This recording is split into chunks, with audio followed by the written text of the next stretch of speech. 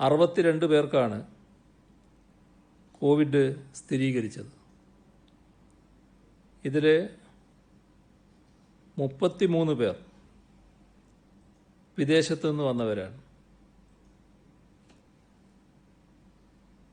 മറ്റ് സംസ്ഥാനങ്ങളിൽ നിന്നുള്ള 23 പേർക്കാണ് കോവിഡ് ബാധയുണ്ടായത്. തമിഴ്നാട് 10, മഹാരാഷ്ട്ര 10, കർണാടക, ഡൽഹി, പഞ്ചാബ് 1 വീതം. സമ്പർക്കം 1. ജയിലിൽ കഴിയുന്ന 2 പേർക്കും ഒരു ഹെൽത്ത് വർക്കറിനും രോഗം സ്ഥിരീകരിച്ചു. ഇതിനു പുറമെ എയർ ഇന്ത്യയുടെ ക്യാബിൻ ക്രൂവിലെ 2 പേർക്കും കോവിഡ് സ്ഥിരീകരിച്ചു.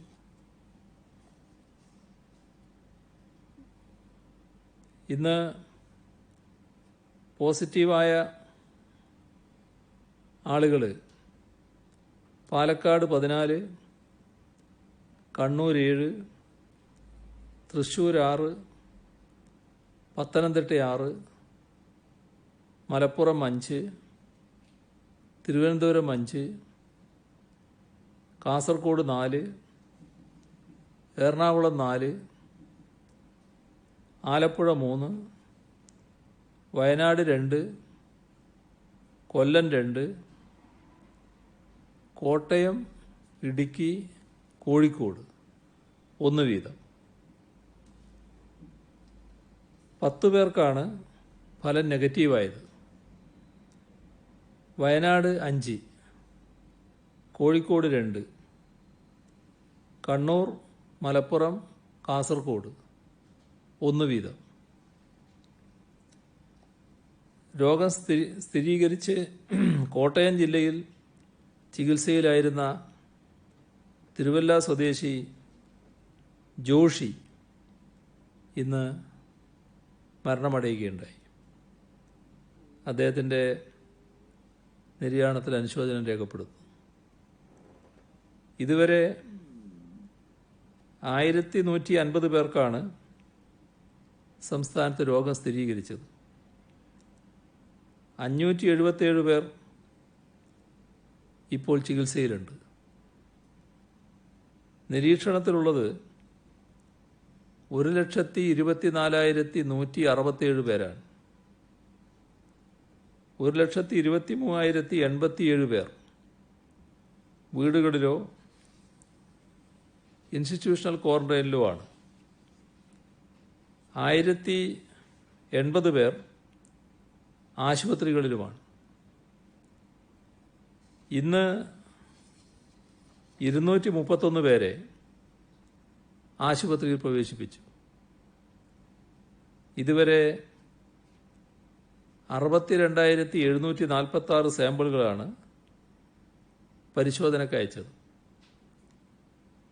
60,448 എണ്ണം രോഗബാധയില്ല എന്നുറപ്പാക്കിയിട്ടുണ്ട്. ഇതുവരെ സെന്റിനൽ സർവൈലൻസിൻ്റെ ഭാഗമായി മുൻഗണനാ വിഭാഗത്തിൽപ്പെട്ട 11,468 സാമ്പിളുകൾ ശേഖരിച്ചു. അതിൽ 10,635 നെഗറ്റീവാണ്. ആകെ 101 ഹോട്ട്സ്പോട്ടുകളാണ് സംസ്ഥാനത്ത് ഇപ്പോഴുള്ളത്. ഇന്ന് പുതുതായി 22 hotspot. Thiruvananthapuram, Neyyattinkara special sub ജയിലുകളിലാണ് 2 പേർക്ക് കോവിഡ് സ്ഥിരീകരിച്ചത്. നേരത്തെ കണ്ണൂർ സബ് ജയിലിലും റിമാൻഡ് പ്രതിക്ക് രോഗബാധ കണ്ടെത്തിയിരുന്നു. 3 സ്ഥാപനങ്ങളിലെയും ഡ്യൂട്ടിയിലുണ്ടായിരുന്ന ജീവനക്കാർ ജയിലിലും വീട്ടിലുമായി നിരീക്ഷണത്തിലാണ്. പ്രതികൾ കഴിഞ്ഞ ബ്ലോക്കിലെ മറ്റ് തടവുകാരെയും നിരീക്ഷിക്കുന്നുണ്ട്. ഇത്തരം പ്രതിസന്ധികൾ അഭിമുഖീകരിക്കാനായി തടവുകാരെ പ്രവേശിപ്പിച്ച് നിരീക്ഷിക്കാൻ ഓരോ ജില്ലയിലും ഓരോ കേന്ദ്രങ്ങൾ തിരഞ്ഞെടുത്തിട്ടുണ്ട്. ആരോഗ്യവകുപ്പ് നിശ്ചയിച്ചിട്ടുള്ള കോവിഡ് ഫസ്റ്റ് ലൈൻ ട്രീറ്റ്മെൻറ്റ് കേന്ദ്രങ്ങളിൽ പുതുതായി റിമാൻഡ് ചെയ്യപ്പെടുന്ന തടവുകാരെ സുരക്ഷാ സംവിധാനങ്ങളോടെ ഏറ്റെടുക്കുന്നതിന് ജയിൽ ജീവനക്കാരെ ചുമതലപ്പെടുത്തിയിട്ടുണ്ട്. പുതുതായി രോഗം ബാധിക്കുന്നവരുടെ എണ്ണം വർദ്ധിക്കുന്നതുകൊണ്ട് സംസ്ഥാനത്ത് ഇപ്പോൾ വല്ലാതെ ആശങ്കയുണ്ടാകേണ്ട കാര്യമില്ല. ലോക്ക്ഡൗൺ നിയന്ത്രണങ്ങളിൽ ഇളവ് വരുമ്പോൾ ഇതുണ്ടാകുമെന്ന് പ്രതീക്ഷിച്ചത് തന്നെയാണ്. അതനുസരിച്ചാണ് പ്രതിരോധ പ്ലാൻ തയ്യാറാക്കിയത്. കോവിഡ് മാനേജ്മെൻറ്റ് മാത്രമായി മെഡിക്കൽ സർവീസ് കോർപ്പറേഷൻ മുഖേന ഇതുവരെ 620 കോടി 71 ലക്ഷം രൂപ ലഭ്യമാക്കിയിട്ടുണ്ട്. അതിൽ 227 കോടി 35 ലക്ഷം രൂപ ചെലവിട്ടു. സംസ്ഥാനത്ത് ഇപ്പോൾ സർക്കാർ ആശുപത്രികളിൽ 12,191 ഐസൊലേഷൻ ബെഡുകൾ സജ്ജമാണ്. അതിലിപ്പോൾ 1,080 പേരാണുള്ളത്. 1,296 സർക്കാർ ആശുപത്രികളിൽ 49,702 കിടക്കകൾ, 1,369 ICU കിടക്കകൾ, 1,045 വെന്റിലേറ്ററുകൾ എന്നിവയുണ്ട്. സ്വകാര്യ മേഖലയിൽ 866 ആശുപത്രികളിലായി 81,904 കിടക്കകളും 6,059 ICU കിടക്കകളും 1,578 വെന്റിലേറ്ററുകളും ഉണ്ട്. 851 കൊറോണ കെയർ സെൻ്ററുകളാണ് സംസ്ഥാനത്ത് ഇപ്പോഴുള്ളത്. അതുകൊണ്ട് ഇപ്പോൾ രോഗികളുടെ എണ്ണം വർദ്ധിക്കുന്നുവെന്നുകൊണ്ട് വല്ലാതെ പരിഭ്രമിക്കേണ്ടതില്ല. ഇന്ന് സമ്പർക്കത്തിലൂടെ രോഗബാധയുണ്ടായത് ഒരാൾക്ക് മാത്രമാണ്. ഇനി പ്രധാനമായും ശ്രദ്ധിക്കേണ്ടത് രോഗം ബാധിച്ചവരിൽ നിന്ന് മറ്റാളുകളിലേക്ക് പടരാതിരിക്കാനാണ്. അത് കണ്ടെത്താനാണ് നാം ടെസ്റ്റുകളുടെ എണ്ണം വർദ്ധിപ്പിക്കുന്നത്. ICMR നിഷ്കർഷിച്ച വിധത്തിൽ പരിശോധന വേണ്ട എല്ലാ ആളുകളെയും കേരളത്തിൽ പരിശോധിക്കുന്നുണ്ട്. പരിശോധന സംബന്ധിച്ച് കൃത്യമായ പദ്ധതി സംസ്ഥാനം തയ്യാറാക്കിയിട്ടുണ്ട്. 100 ടെസ്റ്റ് നടത്തുമ്പോൾ 1.7 ആളുകൾക്കാണ് പോസിറ്റീവ് ആകുന്നത്. നമ്മുടെ ടെസ്റ്റ് പോസിറ്റീവ് റേറ്റ് TPR 1.7%. രാജ്യത്തിൻ്റേത് 5%. കൊറിയയിലേതുപോലെ 2% താഴെയാകാനാണ് ലോകരാജ്യങ്ങളെല്ലാം ശ്രമിക്കുന്നത്. കേരളം ആ നിലവാരം കൈവരിച്ചിട്ടുണ്ട്. സംസ്ഥാനത്തെ കേസ് ഫെറ്റാലിറ്റി റേറ്റ് CFR 0.5%. CFR-ഉം TPR-ഉം ഉയർന്ന നിരക്കിലാകുന്നതിനർത്ഥം ആവശ്യത്തിന് പരിശോധനകളില്ല എന്നാണ്. ഇവിടെ നേരെ മറിച്ചാണ്. നമ്മുടെ മെച്ചപ്പെട്ട പൊതുജനാരോഗ്യ സംവിധാനം, കാര്യക്ഷമമായ കോൺടാക്റ്റ് ട്രേസിംഗ്, ശാസ്ത്രീയമായ ക്വാറന്റൈൻ എന്നിവയൊക്കെയാണ് ഈ നേട്ടത്തിന് ആധാരം. ഇതുവരെ എല്ലാ ഇനത്തിലുമായി 80,091 ടെസ്റ്റുകൾ കേരളത്തിൽ നടത്തിയിട്ടുണ്ട്. പരിശോധനയുടെ എണ്ണത്തിലും നാം മുന്നേറിയിട്ടുണ്ട്. ഒരു ദശലക്ഷത്തിന് 2335 എന്നതാണ് നമ്മുടെ കണക്ക്. കേരളത്തിൽ 71 ടെസ്റ്റ് നടത്തുമ്പോൾ ഒരാളെ പോസിറ്റീവായി കണ്ടെത്തുന്നു. രാജ്യത്തിൻ്റെ ശരാശരി എടുത്താൽ ഈ തോത് 23-1 എന്ന നിലയിലാണ്. അതായത് അഖിലേന്ത്യാ ശരാശരിയുടെ 3 ഇരട്ടിയാണ് നമ്മുടെ ടെസ്റ്റിൻ്റെ തോത്. ഇതുവരെയായി 1,33,249 പ്രവാസി മലയാളികളാണ് ഈ ഘട്ടത്തിൽ തിരിച്ചെത്തിയത്. ഇതിൽ 73,421 പേർ റെഡ് സോണുകളിൽ നിന്നാണ് വന്നത്. മറ്റ് സംസ്ഥാനങ്ങളിൽ നിന്നുള്ള 1,16,775 പേരും വിദേശ രാജ്യങ്ങളിൽ നിന്നുള്ള 16,474 പേരുമാണ് ഇങ്ങനെ എത്തിയത്. കോവിഡ് ആദ്യ കേസ് വന്ന് 100 ദിവസം പിന്നിട്ടപ്പോൾ നാം കോവിഡ് കർവ് ഫ്ലാറ്റൻ ചെയ്തു. അന്ന് കേസുകളുടെ എണ്ണം 16 ഇന്ന് അത് 577.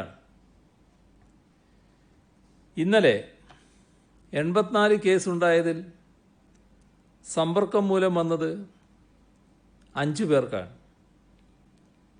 ഈ ആഴ്ചത്തെ കണക്കെടുത്താൽ ഞായറാഴ്ച 53 കേസിൽ സമ്പർക്കം 5, തിങ്കളാഴ്ച 49-ൽ 6, ചൊവ്വ 67-ൽ 7, ബുധൻ 40-ൽ 3, ഇന്ന് 62-ൽ 1. അതായത് ഈ ആഴ്ച ഇതുവരെ വന്ന 355-ൽ 27 സമ്പർക്കത്തിലൂടെ രോഗം ബാധിച്ചവർ. മെയ് 10 മുതൽ 23 വരെയുള്ള കണക്ക് നോക്കിയാൽ 289 പുതിയ കേസുകളിൽ 38 സമ്പർക്കം വഴി വന്നത്. മെയ് 10 മുതൽ ആകെയുള്ള 644 കേസിൽ 65 സമ്പർക്കം, 10.09%. ഇപ്പോഴുള്ള 557 ആക്റ്റീവ് കേസിൽ സമ്പർക്കം മൂലം രോഗബാധയുണ്ടായത് 45 പേർക്കാണ്. സമൂഹവ്യാപന സാധ്യത മനസ്സിലാക്കുന്നതിനായി സെന്റിനൽ സർവൈലൻസ് നടത്തുന്നതിൻ്റെ ഭാഗമായി ഓഗ്മെൻറ്റഡ് ടെസ്റ്റ് നടത്തി. ഏപ്രിൽ 26-ന് ഒറ്റ ദിവസം കൊണ്ട് 3128 സാമ്പിളുകൾ ഇത്തരത്തിൽ പരിശോധിച്ചു. ഇതുകൂടാതെ ഡോക്ടർമാർ, നഴ്സുമാർ, പാരാമെഡിക്കൽ ജീവനക്കാർ, മറ്റാരോഗ്യ പ്രവർത്തകർ, പൊതുജനങ്ങളുമായി ഇടപഴകേണ്ടി വരുന്ന വിഭാഗങ്ങളായ ഭക്ഷണ വിതരണവുമായി ബന്ധപ്പെട്ട് പ്രവർത്തിക്കുന്നവർ, സമൂഹ അടുക്കളയിലെ ജീവനക്കാർ, പോലീസ് ഉദ്യോഗസ്ഥർ, അംഗൻവാടി ജീവനക്കാർ, തദ്ദേശ സ്വയംഭരണ സ്ഥാപനങ്ങളിലെ ജീവനക്കാർ, മാധ്യമപ്രവർത്തകർ, റേഷൻ കടകളിലെ ജീവനക്കാർ, പഴം പച്ചക്കറി കച്ചവടക്കാർ, മറ്റ് സംസ്ഥാനങ്ങളിൽ നിന്ന് വരുന്ന ട്രക്ക് ഡ്രൈവർമാരുമായി ഇടപഴകേണ്ടി വരുന്ന ചുമട്ടുതൊഴിലാളികൾ, മറ്റ് കച്ചവടക്കാർ, വെയർഹൗസ് ജീവനക്കാർ, ഇടത്താവളങ്ങളിലെ കച്ചവടക്കാർ, അതിഥി തൊഴിലാളികൾ, രോഗലക്ഷണങ്ങളില്ലാത്ത പ്രവാസികൾ, അതായത് രോഗം സ്ഥിരീകരിച്ച വ്യക്തികളോടൊപ്പം വിമാനത്തിലോ കപ്പലിലോ തീവണ്ടിയിലോ യാത്ര ചെയ്തവരോ, സംസ്ഥാനത്തിന് പുറത്തുള്ള റെഡ് സോൺ പ്രദേശങ്ങളിൽ നിന്നും മടങ്ങിയെത്തിയവരോ, ഇവരിൽ നിന്നെല്ലാം സാമ്പിളുകൾ ശേഖരിച്ച് പരിശോധിക്കുകയാണ്. സെന്റിനൽ സർവൈലൻസ് പരിശോധനയുടെ ഭാഗമായി 4 പേർക്കാണ് ഇതുവരെ രോഗം കണ്ടെത്തിയത്. ഓഗ്മെന്റഡ് പരിശോധനയിൽ 4 പേരെ പോസിറ്റീവായി കണ്ടെത്തി. തിരിച്ചെത്തിയ പ്രവാസികളുടെ സെന്റിനൽ സർവൈലൻസ് പൂൾഡ് പരിശോധനയിൽ 29 പേർക്ക് ഫലം പോസിറ്റീവായി. ഈ കണക്കുകൾ വെച്ച് തന്നെയാണ് സംസ്ഥാനത്ത് സമൂഹവ്യാപനമില്ല എന്ന് പറയാനാവുന്നത്. കേരളത്തിൽ 28 ആരോഗ്യ പ്രവർത്തകർക്ക് രോഗബാധ ഏറ്റിട്ടുണ്ട്. ഇവരിൽ ആശുപത്രിയിൽ രോഗീ പരിചരണത്തിൽ ഏർപ്പെട്ടിട്ടുള്ളവരും പൊതുജനാരോഗ്യ പ്രവർത്തകരും ആശാവർക്കർമാർ ഉൾപ്പെടെ ഉണ്ട്. എല്ലാവരും കോവിഡ് രോഗികളുമായി നേരിട്ട് സമ്പർക്കത്തിൽ വന്നിട്ടുള്ളവരുമാണ്. കൃത്യമായ നിരീക്ഷണവും പരിശോധനയും നടക്കുന്നതും ലഭ്യമാക്കിയിട്ടുള്ള മാർഗനിർദ്ദേശങ്ങളുടെ കൃത്യതയും ആരോഗ്യ സംവിധാനത്തിൻ്റെ പ്രവർത്തന മികവുമാണ് രോഗലക്ഷണങ്ങൾ പ്രകടിപ്പിക്കാത്തവരിൽ പോലും രോഗം കണ്ടെത്താനും സമ്പർക്കത്തിൽ ഉൾപ്പെട്ടവരെ നിരീക്ഷണത്തിലാക്കാനും സാധിച്ചത്. സമ്പർക്ക രോഗവ്യാപനം വർദ്ധിച്ചാൽ നമുക്കിപ്പോഴുള്ള നിയന്ത്രണങ്ങൾ പോരാതെ വരും. കണ്ണൂർ ജില്ലയിൽ സംസ്ഥാനത്തിൻ്റെ ശരാശരിയേക്കാൾ കൂടുതലായി രോഗബാധയുണ്ട്. സമ്പർക്കത്തിലൂടെ രോഗം ബാധിക്കുന്നവരുടെ നിരക്ക് സംസ്ഥാനത്ത് 10% കണ്ണൂരിലത് 20%. അവിടെ ഇപ്പോഴുള്ള 93 ആക്റ്റീവ് കേസുകളിൽ 19 എണ്ണം സമ്പർക്കത്തിലൂടെ വന്നതാണ്. അവിടെ കൂടുതൽ കർക്കശ നിലപാടിലേക്ക് പോകേണ്ടി വരും. മാർക്കറ്റുകൾ ചിലത് രോഗവ്യാപന സാധ്യതയുള്ള സ്ഥലങ്ങളാണെന്ന് മനസ്സിലാക്കി ഇടപെടണം.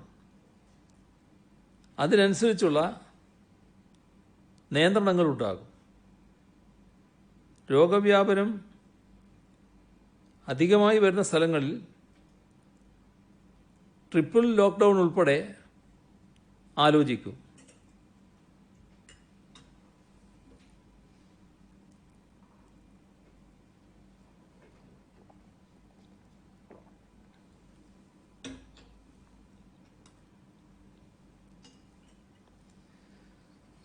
കേരളത്തിൽ 2019 ജനുവരി 1 മുതൽ മെയ് 15 വരെ 93,717 മരണങ്ങളാണ് രേഖപ്പെടുത്തിയത്.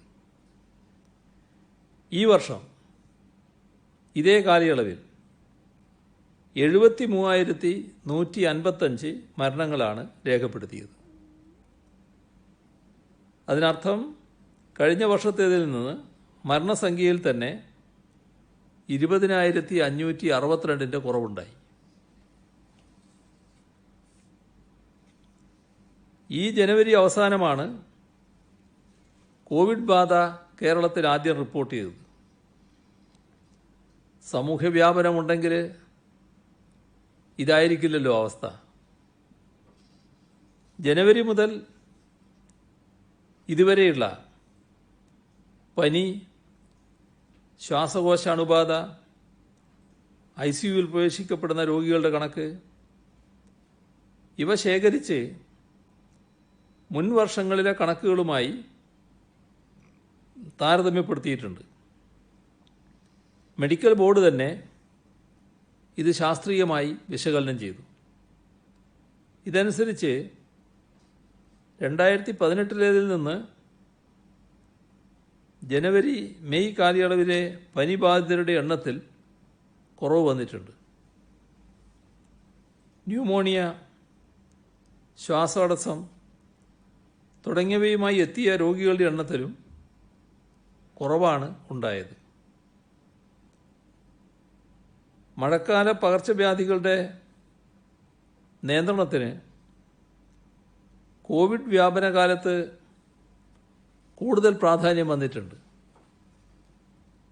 പനി പ്രധാന രോഗലക്ഷണമായിട്ടുള്ള ഡെങ്കി, എലിപ്പനി, H1N1 ഇത്തരം പകർച്ചവ്യാധികളുടെ കാര്യത്തിൽ പ്രത്യേക ശ്രദ്ധയും കരുതലും ആവശ്യമാണ്. ഡെങ്കിപ്പനി ഈഡിസ് വിഭാഗത്തിൽപ്പെട്ട കൊതുകുകളാണ് പരത്തുന്നത്. കെട്ടിക്കിടക്കുന്ന ശുദ്ധജലത്തിലാണ് കൊതുക് വളരുന്നത്. വീട്ടിലും ചുറ്റുപാടുമുള്ള കെട്ടിക്കിടക്കുന്ന വെള്ളം ഒഴുക്കിക്കളയാനായി ഡ്രൈ ഡേ ഇടയ്ക്കിടെ ആചരിക്കേണ്ടതാണ്. ശുചീകരണ ദിനമായി ആചരിക്കുന്ന ഞായറാഴ്ച ഇക്കാര്യത്തിൽ പൂർണ്ണ ശ്രദ്ധയുണ്ടാവണം. ടെറസ്, പൂച്ചട്ടികൾ, വീടിന് ചുറ്റും അലക്ഷ്യമായിട്ടിട്ടുള്ള ടയറ്, കുപ്പികൾ, ഫ്രിഡ്ജിലെ ട്രേ ഇവയിലെല്ലാം വെള്ളം ഇടയ്ക്കിടെ നീക്കം ചെയ്യേണ്ടതാണ്. റബ്ബർ തോട്ടങ്ങളിലെ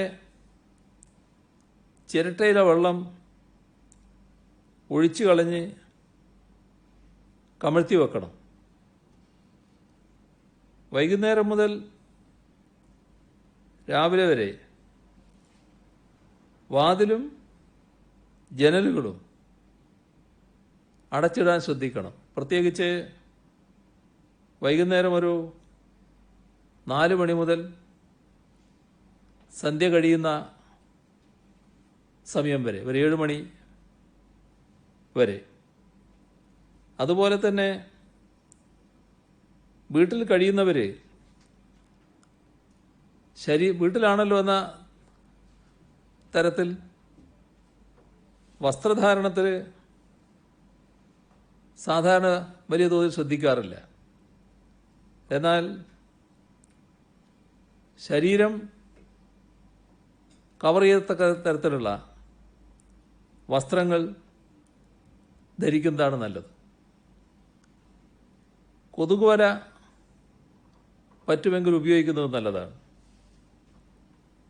ആരോഗ്യവകുപ്പും തദ്ദേശ സ്വയംഭരണ വകുപ്പും നടത്തിവരുന്ന ഫോഗിംഗ്, പ്രത്യേകിച്ച് രോഗം കണ്ടെത്തിയവരുടെ വീട്ടിൽ നിർബന്ധമായും നടത്തേണ്ടതാണ്. എലിപ്പനി എന്നാണ് വിളിക്കാറുള്ളതെങ്കിലും ലെപ്റ്റോസ്പൈറോസിസ് എന്ന ആ രോഗം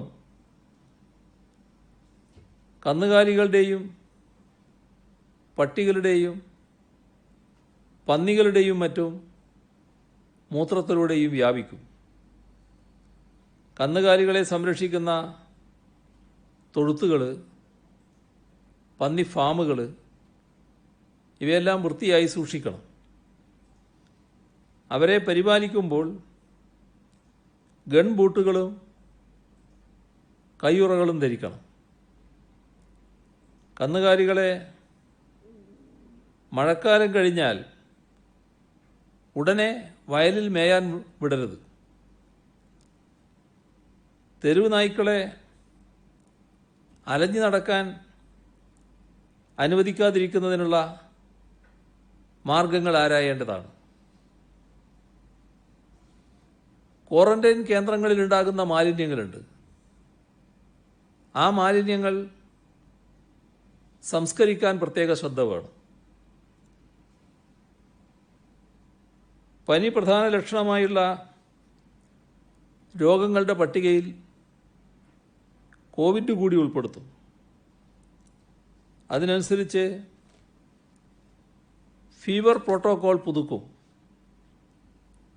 പനിയുമായി ആശുപത്രിയിലെത്തുന്നവരെ പ്രത്യേകമായി ഇരുത്തുകയും ആശുപത്രി പ്രവേശന കവാടത്തിൽ വെച്ച് തന്നെ വേർതിരിക്കുകയും ചെയ്യും. സുരക്ഷാ സംവിധാനങ്ങളില്ലാതെ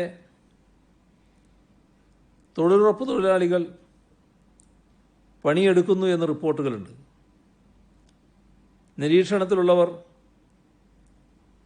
കണ്ണുവെട്ടിച്ച് കറങ്ങുന്നതായും ചില വാർത്തകൾ വന്നിട്ടുണ്ട്.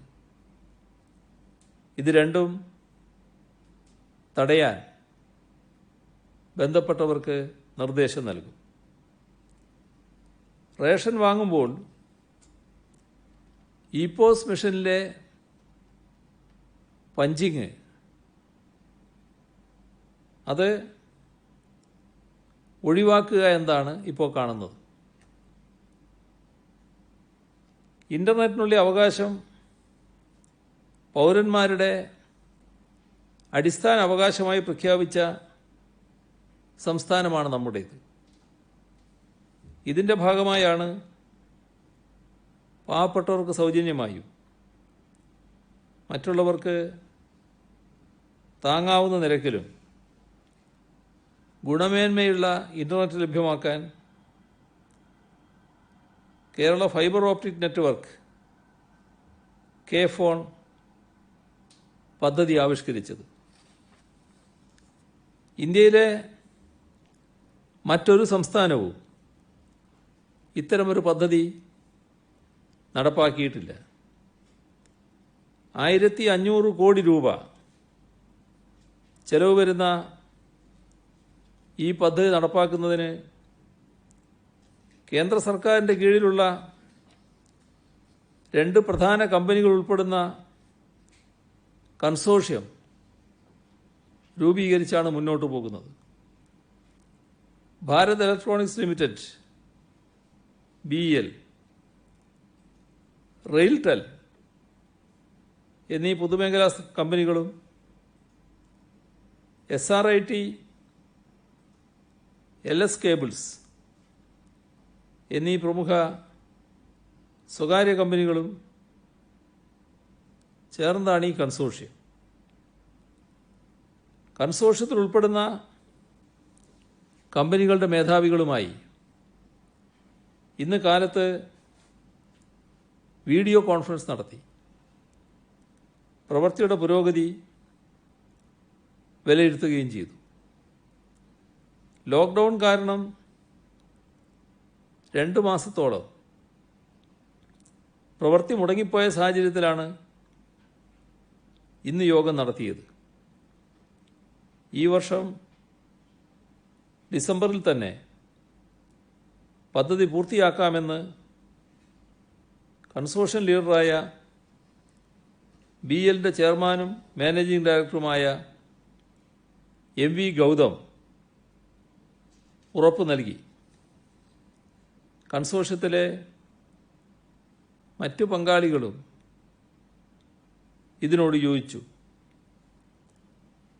കേരളത്തെ സംബന്ധിച്ച് ഈ പദ്ധതിയുടെ പൂർത്തീകരണം വലിയ നേട്ടമായിരിക്കും. സാധാരണക്കാർക്ക് താങ്ങാവുന്ന നിരക്കിൽ ഇൻ്റർനെറ്റ് സൗകര്യം നൽകാനാണ് ശ്രമിക്കുന്നത്. അതോടൊപ്പം വിദ്യാലയങ്ങൾ, ആശുപത്രികൾ, സർക്കാർ ഓഫീസുകൾ മുതലായ പൊതുസ്ഥാപനങ്ങൾക്കും ഈ നെറ്റ്വർക്ക് വഴി കണക്ഷൻ ലഭ്യമാക്കും. സംസ്ഥാനം വിഭാവനം ചെയ്യുന്ന വിജ്ഞാനാധിഷ്ഠിത സമ്പദ്വ്യവസ്ഥയ്ക്ക് കെ-ഫോൺ ഉത്തേജനമാകും. കേരളത്തിലേക്ക് വ്യവസായ നിക്ഷേപം ആകർഷിക്കാനുള്ള ശ്രമങ്ങൾക്ക് തീർച്ചയായും ഇത് ഊർജം പകരും. പദ്ധതി സമയബന്ധിതമായി പൂർത്തിയാക്കുന്നതിന് കൺസോർഷ്യത്തിന് എല്ലാവിധ പിന്തുണയും സർക്കാർ നൽകുന്നുണ്ട്. IT വകുപ്പ് പദ്ധതിയുടെ പുരോഗതിക്കായി തുടർച്ചയായി വിലയിരുത്തൽ നടത്തുന്നുണ്ട്. കൺസോർഷ്യത്തിലെ എല്ലാ പങ്കാളികളോടും കേരളത്തിൻ്റെ വികസനത്തിൽ പങ്കാളികളാകാനും ഇവിടെ നിക്ഷേപം നടത്താനും അഭ്യർത്ഥിച്ചിട്ടുണ്ട്.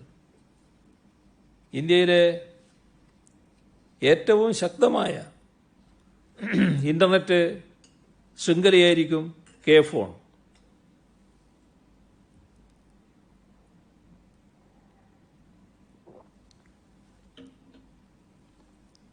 കോവിഡിന് ശേഷമുള്ള ലോകത്തിൽ ഇൻ്റർനെറ്റിൻ്റെ പ്രാധാന്യവും പ്രസക്തിയും ഏറെ വർദ്ധിക്കുമെന്ന് നമുക്കറിയാം.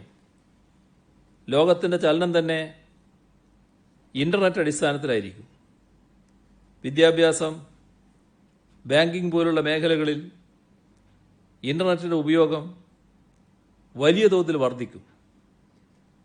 കോവിഡാനന്തരം കേരളത്തെ ലോകത്തെ പ്രധാന വ്യവസായ, വിദ്യാഭ്യാസ, ടൂറിസം കേന്ദ്രമായി വികസിപ്പിക്കാനുള്ള സർക്കാരിൻ്റെ ശ്രമങ്ങൾക്ക് കെ-ഫോൺ വലിയ പിന്തുണയായിരിക്കും. Kerala state IT infrastructure limited എന്ന കമ്പനിയും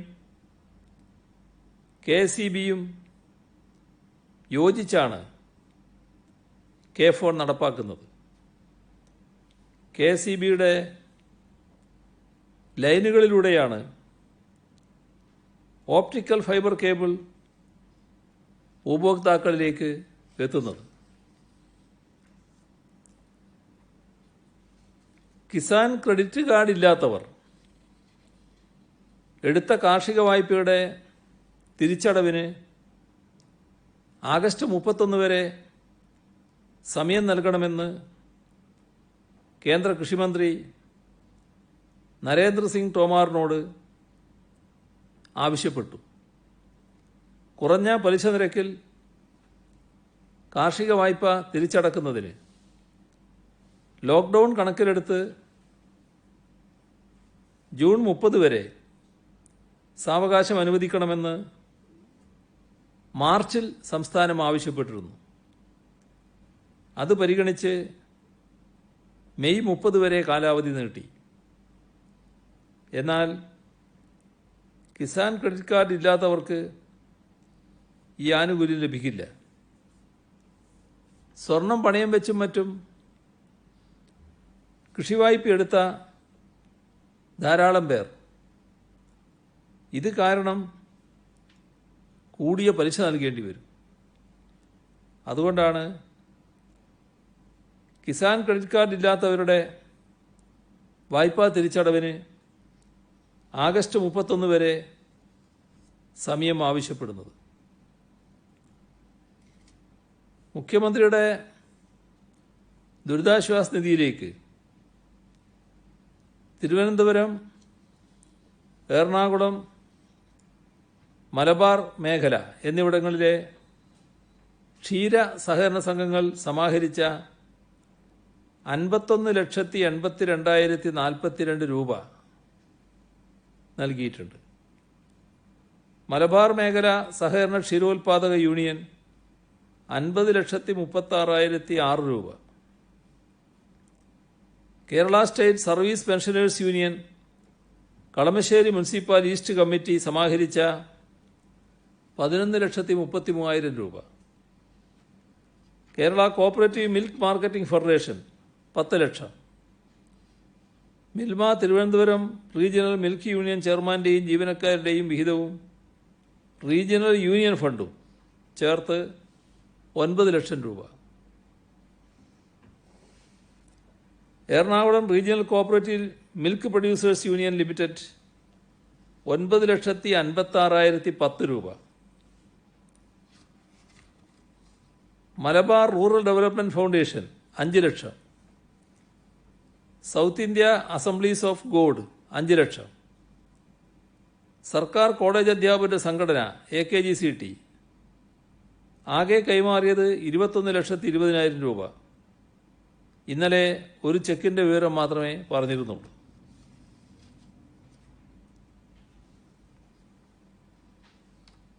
ഇത്രയും വിവരങ്ങളാണ് ഇന്ന് പങ്കുവെക്കാനുള്ളത്.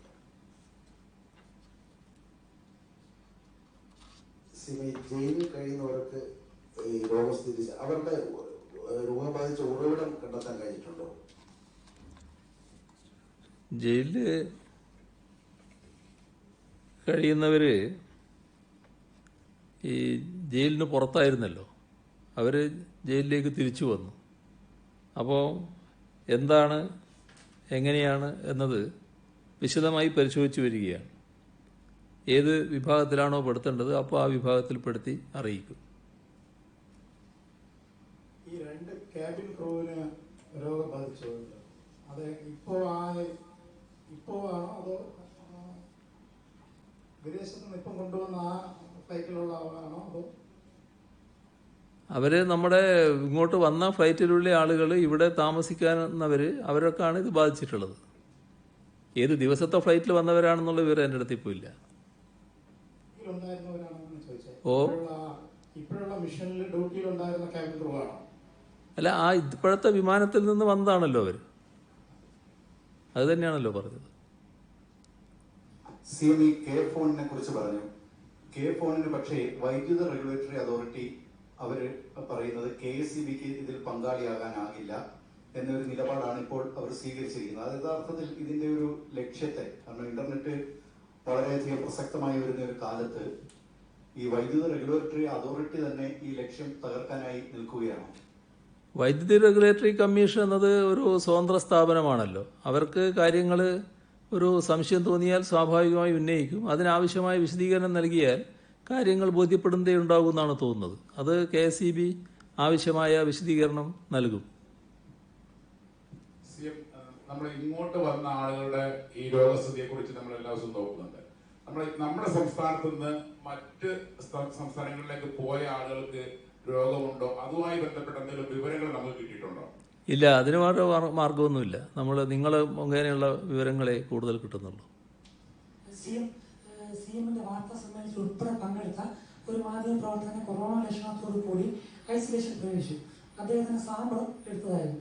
എന്നാൽ ഇന്ന് 5 ദിവസമായിട്ടും ഈ ആരോഗ്യവകുപ്പ് ഫലം പുറത്തുവിടുകയോ ഈ കൺസേൺഡ് രോഗിയെ അറിയിക്കുകയോ ചെയ്തിട്ടില്ല. രോഗിയും വീട്ടുകാരും സമീപവാസികളും നാട്ടുകാരും ആശങ്കയിലാണ്. അത് കുറച്ച് ദിവസം ആശങ്കയെ കഴിയും. സാധാരണ ഈ രോഗം സംശയിച്ചാൽ അന്ന് ആ ഒറ്റ പരിശോധനയുടെ ഭാഗമായിട്ട് തീരില്ല. അയാളുടെ കാര്യത്തിൽ തുറയുള്ള പരിശോധനകൾ നടക്കും. അത് മാധ്യമപ്രവർത്തകരാണെന്നുള്ളത് കൊണ്ട് മാത്രം മറ്റ് പ്രത്യേക ഇളവ് കിട്ടില്ല. അത് ആരോഗ്യ സംവിധാനവുമായി സഹകരിച്ച് പോകുന്നതാണ് നല്ലത്. ഒരാശങ്ക അതിന് പ്രത്യേകമായിട്ട് ഉണ്ടാകേണ്ടതില്ല. വീട്ടുകാർക്ക് എന്തെങ്കിലും ആശങ്കയുണ്ടെങ്കിൽ നിങ്ങളെപ്പോലുള്ളവർ അവരെ പറഞ്ഞ് സമാധാനിപ്പിക്കും. ലോക്ക്ഡൌണിന്റെ അടുത്ത ഘട്ടത്തിലേക്ക് കടക്കുകയാണ് ഒരു ദിവസത്തിനകം. നമ്മൾ എന്താണ് ഇവിടെ പുതിയ ഇളവുകൾ വരുത്താൻ ഉദ്ദേശിക്കുന്നുണ്ടോ, അല്ല കൂടുതൽ നിയന്ത്രണങ്ങളാണോ, അത്തരം കാര്യങ്ങൾക്ക് തീരുമാനം എടുത്തിട്ടുണ്ടോ? അത് 2 ദിവസം കഴിഞ്ഞാലുള്ള കാര്യം ഇപ്പോഴേ പറയണ്ടല്ലോ. അതെന്തൊക്കെയാണ് ഇന്ത്യ ഗവൺമെന്റ് ചെയ്യുന്നത് നോക്കാം, അതിനുശേഷം നിങ്ങളോട് പറയാം. പെയ്ഡ് ക്വാറന്റൈനിന്റെ കാര്യത്തിൽ തീരുമാനമെടുത്തിട്ടില്ല. അതുവരെ സൗജന്യമായിരിക്കും ഇന്നലെ തന്നെ പറഞ്ഞിരുന്നു. എന്നാലും കാസർഗോഡ് ഉണ്ടായത് കണ്ണൂർ വിമാനത്താവളത്തിൽ ഇറങ്ങി കാസർഗോഡ് താമസിക്കാൻ എത്തിയ പ്രവാസികളോട് അവര് നിർബന്ധിതമായിട്ട് അവർ പെയ്ഡ് ക്വാറന്റൈനിൽ പോകണമെന്ന് ഉദ്യോഗസ്ഥർ ആവശ്യപ്പെട്ടതായി ഒരു പരാതി ഉയർന്നു വരുന്നുണ്ട്. സർക്കാർ സംവിധാനത്തിലെ ക്വാറന്റൈൻ ഇല്ല, അതുകൊണ്ട് പെയ്ഡ് ക്വാറന്റൈനിൽ പോകണം എന്നൊരു പരാതി ഉയർന്നു CMന്റെ ശ്രദ്ധയിൽപ്പെട്ടിട്ടുണ്ടോ? എൻ്റെ ശ്രദ്ധയിലില്ല. പെയ്ഡ് ക്വാറന്റൈൻ നേരത്തെ നമ്മൾ പറഞ്ഞിട്ടുണ്ട്. അത് അവർക്ക് സമ്മതമാണെങ്കിൽ പെയ്ഡ് ക്വാറന്റൈനിലേക്ക് അവർ ഹോട്ടലുകളിൽ താമസിപ്പിക്കുന്നത്. അതാണ് നമ്മളിപ്പോൾ കണക്കാക്കിയിട്ടുള്ള പെയ്ഡ് ക്വാറന്റൈൻ. ഞാൻ നേരത്തെ പറഞ്ഞ കാര്യത്തിൽ വിശദമായ ഉത്തരവ് വരും, അന്നേരം മാത്രമേ നടപ്പാവുള്ളൂ. മറ്റിപ്പോൾ എവിടെയും നടപ്പാക്കാൻ പറ്റില്ല. ഈ തെലങ്കാന സ്വദേശിയുടെ മരണം നമ്മുടെ പട്ടികയിലാണോ വരുന്നത്, കേരളത്തിന്റെ? ഇവിടെ എത്തിയാലാണല്ലോ മരിച്ചത്. അപ്പൊ ഈ മാഹിന്ന് വന്ന കണ്ണൂര് മരിച്ച അദ്ദേഹം എന്തുകൊണ്ട് നമ്മുടെ പട്ടികയിൽ വന്നില്ല? അത് സാധാരണഗതിയിൽ എന്താണെന്ന് പറഞ്ഞാൽ നിങ്ങൾ കാണേണ്ടത്, ഇപ്പോൾ നാഗർകോവിലിൽ നിന്ന് ഒരാൾ വന്നു തിരുവനന്തപുരത്ത് ചികിത്സിക്കുന്നു. അയാൾ തിരിച്ച് നാഗർകോവിലിൽ സാധാരണ പോകുന്നതാണ്, എപ്പോഴും ഇവിടെ വന്ന് ചികിത്സിക്കുന്നതാണ്. അത് സ്വാഭാവികമായിട്ടും തമിഴ്നാടിൻ്റെ പട്ടികയിലാണ് വരിക, ഇവിടുത്തെ പട്ടികയിലല്ല. മാഹിയിലുള്ള ഒരാൾ തലശ്ശേരിയിലോ കോഴിക്കോടോ പോയി ചികിത്സിക്കുന്നു, അത് മാഹിയുടെ പട്ടികയിൽ തന്നെയാണ് വരിക. അതൊരു നാട് എന്നത് തൊട്ട് കിടക്കുകയാണല്ലോ, അതിൻ്റെ ഭാഗമായിട്ടാണത്. ഒരു ക്ലാരിഫിക്കേഷന് വേണ്ടി ചോദിക്കുന്നതാണ്. അതായത് ഇപ്പം ഇന്ന് ഒരു സമ്പർക്കം മാത്രമേ ഉള്ളൂ എന്ന് CM പറഞ്ഞു. പക്ഷേ ഈ എയർ ഇന്ത്യയുടെ ക്യാബിൻ ക്രൂ 2 പേര്, അതോടൊപ്പം തന്നെ ജയിൽ പുള്ളികൾ 2 പേര്, ആരോഗ്യ പ്രവർത്തകർ ഒരാൾ. അപ്പൊ അങ്ങനെയാണെങ്കിൽ ഇന്ന് 5 പേർ സമ്പർക്ക പട്ടികയിൽ വരുന്നില്ലേ? അല്ല, അത് മുഴുവനായിട്ട് സമ്പർക്കമാണെന്ന് പറയാൻ പറ്റില്ലല്ലോ. കാരണം ഇവിടെ ഉള്ള രോഗികളുടെ ഭാഗമായി അവരെ കണക്കാക്കാൻ പറ്റില്ല. ഈ പറയുന്ന ക്രൂ എവിടുന്ന് വന്നതാണ് എന്ന് നമുക്കറിയില്ല, എങ്ങനെ രോഗം വന്നതാണെന്ന് നമുക്കറിയില്ല. അതിൻ്റെ കൂടുതൽ കാര്യങ്ങൾ പരിശോധിച്ചാലേ പറയാൻ പറ്റൂ. നമ്മുടെ ഇവിടുന്ന് ഇറങ്ങിയ ഉടനെ ഇവിടുത്തെ ഒരു സമ്പർക്കത്തിൻ്റെ ഭാഗമായി അന്ന് തന്നെ രോഗം വരുന്നൊരു രോഗം അല്ലല്ലോ ഇത്. അപ്പോൾ അതുപോലുള്ള കാര്യങ്ങൾ പരിശോധിച്ച് നമ്മൾ ഇവിടുത്തെ സമ്പർക്കത്തിൻ്റെ ഭാഗമാണെങ്കിൽ ഇവിടുത്തെ സമ്പർക്കമാണെന്ന് പറയാം. CM, ഈ കുട്ടികൾക്ക് ജൂൺ 1 മുതൽ ഓൺലൈൻ ക്ലാസ്സുകൾ തുടങ്ങുമെന്ന് നേരത്തെ തന്നെ പ്രഖ്യാപിച്ചിരുന്നല്ലോ. അപ്പോൾ ഈ കുട്ടികൾക്ക് വേണ്ടത്ര ഓൺലൈൻ ക്ലാസ്സിൽ പങ്കെടുക്കാനുള്ള സൗകര്യങ്ങൾ ഇപ്പോഴും പലയിടത്തും ലഭ്യമായില്ല എന്നാണ് അറിയുന്നത്. അതിൽ തന്നെ ചിലപ്പോൾ ഒന്നിലേറെ കുട്ടികളുള്ള ഒരു വീട്ടിൽ ഒരു മൊബൈൽ ഫോണൊക്കെ ഉള്ളപ്പോൾ എങ്ങനെയായിരിക്കും ഇവർ ഈ ഓൺലൈൻ ക്ലാസ്സുകളിൽ പങ്കെടുക്കുക? അത്തരം കാര്യങ്ങളെ പറ്റി ഒരു വിശദീകരണം നൽകാമോ? പലതും തുടങ്ങുമ്പോഴുള്ള ആശങ്കകൾ ഉണ്ടാവുമല്ലോ. ഇപ്പോൾ നമ്മൾ SSLC പരീക്ഷ നടത്താൻ തീരുമാനിച്ചു. എത്ര വലിയ ആശങ്കയായിരുന്നു, എന്തെല്ലാം തരത്തിലുള്ള ആശങ്ക. ചിലർ തെറി തന്നെ പറയുന്നുണ്ടായിരുന്നു. ഒരു പാർലമെന്റ് അംഗം പറയുന്നത് ശരിക്കും തെറി തന്നെയാണ് ഞാൻ കേട്ടത്. എന്തൊക്കെയാണ് വിളിച്ച് പറയുന്നത്. അപ്പോൾ അങ്ങനെയുള്ള ഒരുപാട് കാര്യങ്ങൾ ഉണ്ടായിട്ടില്ലേ. അത് ഒരു തുടങ്ങുമ്പോഴുണ്ടാകുന്ന ആശങ്കയാണത്. അത് തുടങ്ങിക്കഴിഞ്ഞ് ചില പ്രശ്നങ്ങളുണ്ടെങ്കിൽ അത് പരിഹരിച്ച് നല്ല നിലക്ക് മുന്നോട്ട് പോകും. ഒരാശങ്ക ആ കാര്യത്തിൽ വേണ്ടതില്ല.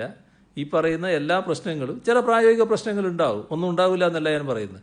അത് ഉണ്ടായിക്കൊണ്ടല്ലേ പരിഹരിക്കാൻ പറ്റൂ. അത് നമുക്ക് പരിഹരിച്ച് മുന്നോട്ട് പോകാനാവും. PSC റാങ്ക് ലിസ്റ്റ് ഇപ്പോൾ ജൂൺ 19 വരെ നീട്ടിയിട്ടുണ്ട്. പക്ഷേ ഇപ്പോൾ ഈ സർക്കാർ പൊതുമേഖലാ സ്ഥാപനങ്ങളെല്ലാം ലോക്ക്ഡൌൺ കാരണം പകുതി മാത്രമേ പ്രവർത്തിക്കുന്നുള്ളൂ.